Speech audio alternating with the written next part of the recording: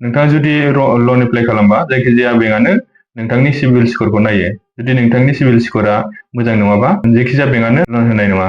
दा आं बे भिडिअआव नोंथांमोननो खोन्थागोन नोंथाङा न'आव थानानै बोरैजाय नोंथांनि सिबिल स्करखौ चेक खालामनो हायो आरो जुदि नोंथांनि नामाव लन दंबा बे लना सुख'जागोन ना जायाखै बेखौ बोरै नायो। नोंथाङा जुदि लन लानो नागिरबाल' सिबिल स्कर चेक खालामनांगौ बे नङा। नोंथाङा सम सम नोंथांनि सिबिल स्करखौ चेक खालामबाय थानो हायो। नोंथांनि नामाव माबाफोर लन सोलिदों नामा बेखौ नायनो हायो। बेनि थाखाय नोंथांनि जायखिजाया मबाइलनि ब्राउजाराव थां। मबाइलनि ब्राउजाराव थांनानै cibil.com टाइप खालाम ओमफ्राय सार्च खालाम। सार्च खालामना हो। सार्च खालामनाय लोगो लोगो बेबायदि फैगोन नै गाहायथिङै थां। गाहायथिङै थांनानै बाव नुगोन नै free civil score and report बेनि गाहायाव नुगोन नै स्टार्ट नाउ बेयाव थुना हो। बाव थुनाय लोगो लोगो बेबायदि फैगोन नै होमबा नोंथांनि माखासे डिटेल्सखौ होबाव जेरै इमेल एड्रेस पासवर्ड फार्स्ट नेम लास्ट नेम बेफोरखौ हो। डेट अफ बार्थ इमेल एड्रेसखौ हो।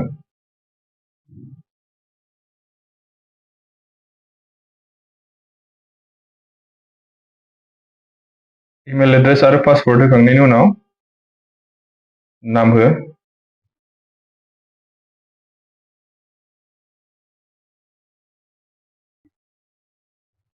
बेनि उनाव नुगोन नोङो आइडि टाइप बेयाव थुना हो। आइडि टाइपआव थुनाय लोगो लोगो बाव नुगोन नोंथाङा जुदि बेफोर आइडि गैयाबा बे स्क्रिनाव नुनायफोर आइडि गैयाबा नोंथाङा सिबिल स्करखौ चेक खालामनो हाया दे। नोंथाङा पान कार्ड पासपर्ट भटार आइडि ड्राइभिं लाइसेन्स रेशन बिसोर होनाय डकुमेन्ट्सनि गेजेराव जायखिजाया मोनसे डकुमेन्ट्सखौ होनानै नोंथाङा चेक खालामनो हायो। पान कार्ड नाम्बारखौ होनोसै आं पान कार्ड नाम्बारनि आइडिखौ हो।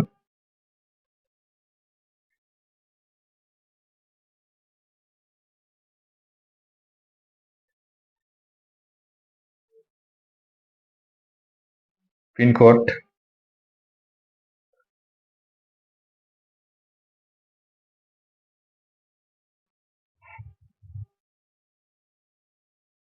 बेफोरखौ होजोबखांनायनि उनाव गाहायाव थांबा बेयाव नुगोन नै एक्सेप्ट एन्ड कन्टिनिउ बेयाव थुना हो। बाव थुखांनायनि उनाव दसे लडिं जागोन ने लडिं जानाय लोगो लोगो बेबायदि फैगोन नै इउर साइन आप बेयाव अटिपि फैगोन बा अटिपिखौ हो। बेनि उनाव बे कन्टिनिउआव थुना हो। कन्टिनिउआव थुनानै माखासे कुइसन सोंगोन नोंखौ इज दिस ए ट्रास्टेड डिभाइस होमबा येस होनानै ला।